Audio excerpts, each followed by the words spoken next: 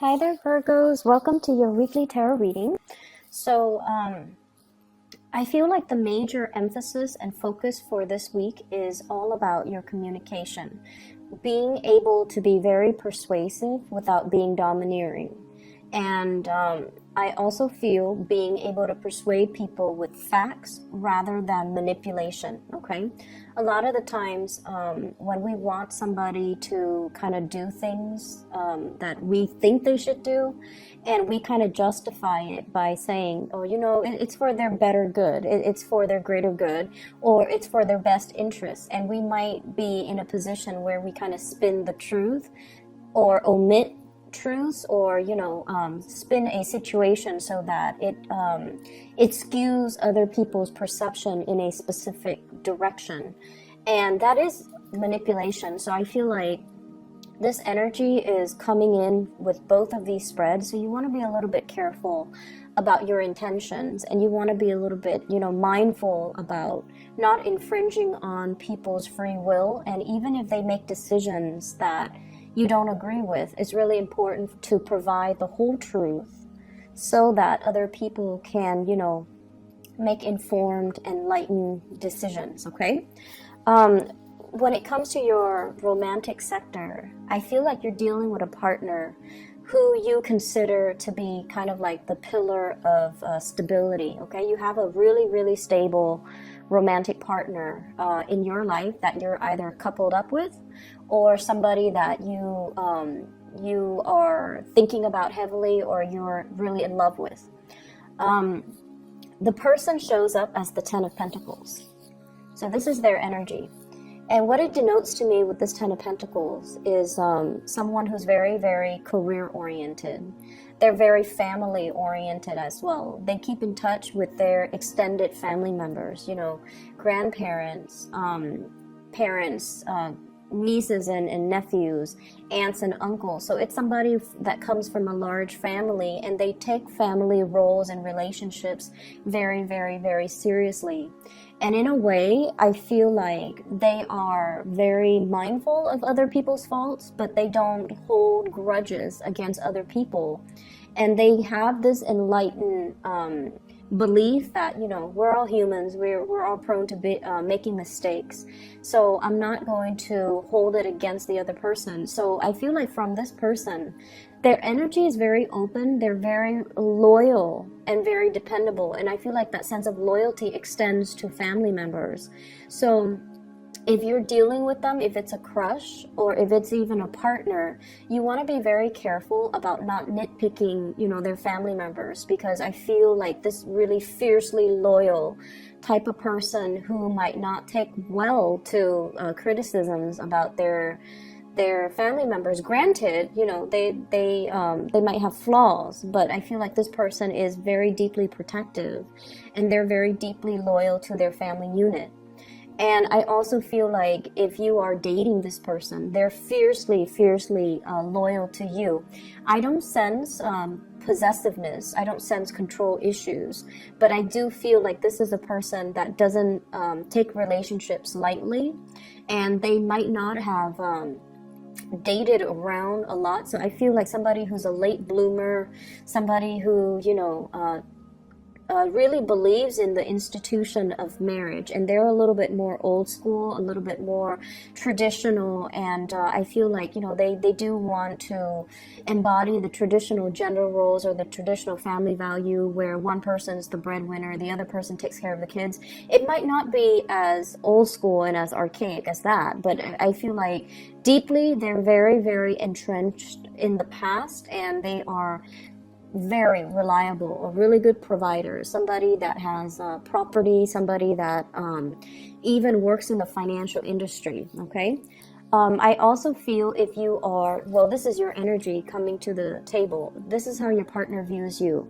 You show up here as the King of Wands, and your energy is you take good care of yourself. You work out, you dress well, you're mindful about the way that you look. You have a public persona about you as well, where you might have to give presentations. You might have to, lead the way. You might be in charge of people. You might be a leader in your own right. And you're someone who it's like you're a major player in your industry, in your field of expertise. You have a lot of knowledge, and you're kind of like that career climber, where your position is very set and you're due for promotions next year and then the year after that. So you're very, very financially established, and they like the fact that, you know, you get things moving for yourself.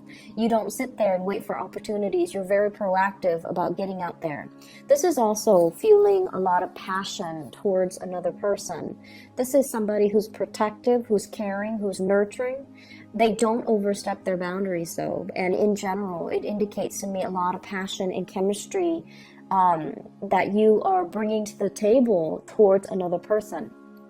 If you are dealing with an earth sign, a Taurus, a Virgo, or a Capricorn, I feel like there might be communication issues coming into the picture, and your partner might be very slow to act. You know, with the nature of the Ten of Pentacles is that they're very, very methodical. They're very risk adverse. They don't like to take unnecessary risks. They don't like to deviate from their routine and their norms. And they don't really, they're not impulsive, not very spontaneous. And I feel like you're trying to get a lot of things moving, and this person is kind of dragging their feet.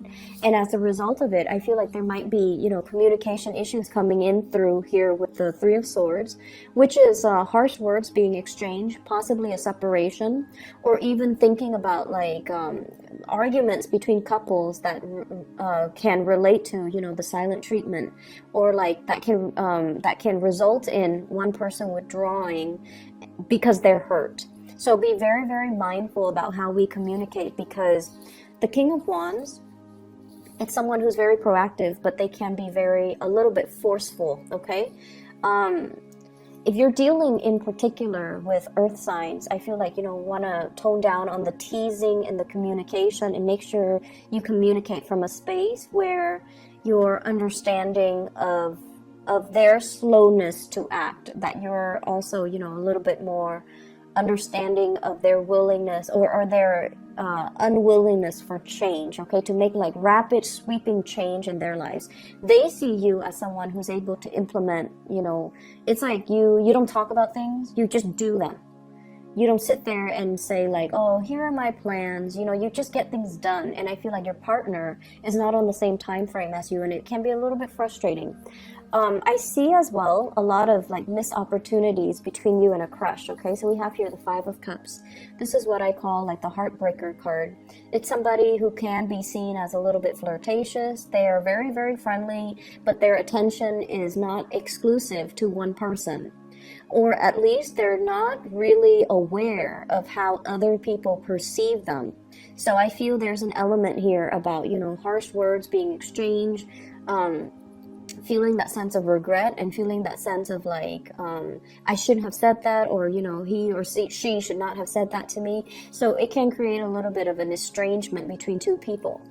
And we also have the Devil energy coming through here, which indicates, I feel like, for some of you who are not in well, you could be in a committed relationship, you're dealing with another person that might have entanglements elsewhere.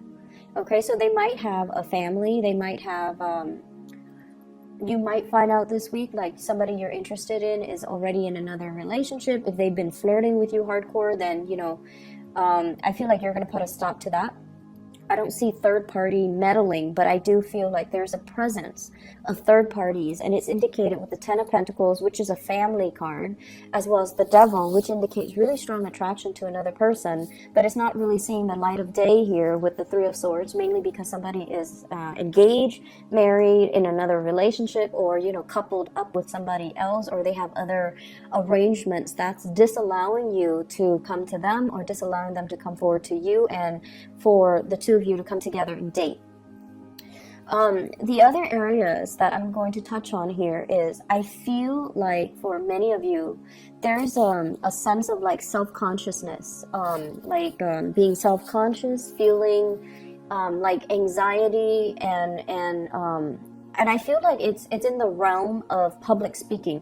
Okay, many of you have high levels of education, so I feel like the majority of people who are watching this you guys have like a high level of education, and it's indicated here with the magician. This is somebody, I feel like, you know, it's somebody who has a mastery over many subjects. So you might have a master's degree, you might have a PhD, you might have a bachelor's degree, you might have multiple certificates, might have multiple degrees.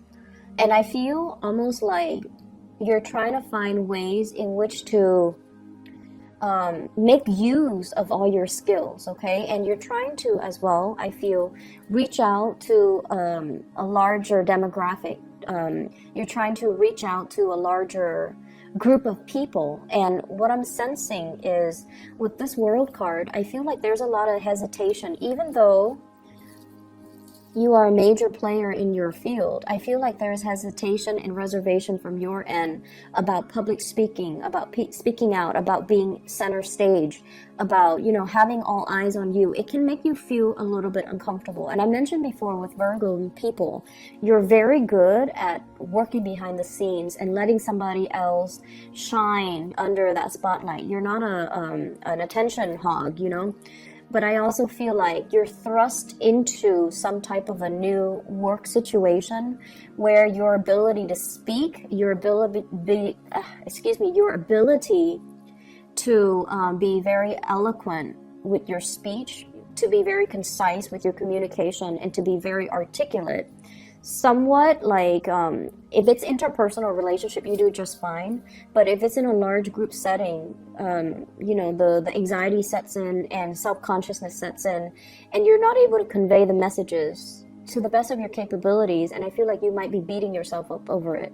Rehearse, okay? Rehearse so that everything flows naturally, and so that you're not scrambling at the last minute. Just rehearse. It does wonders for you, okay? So I see that element coming through where there's like social anxiety, or even like public speaking, fear of public speaking and things like that.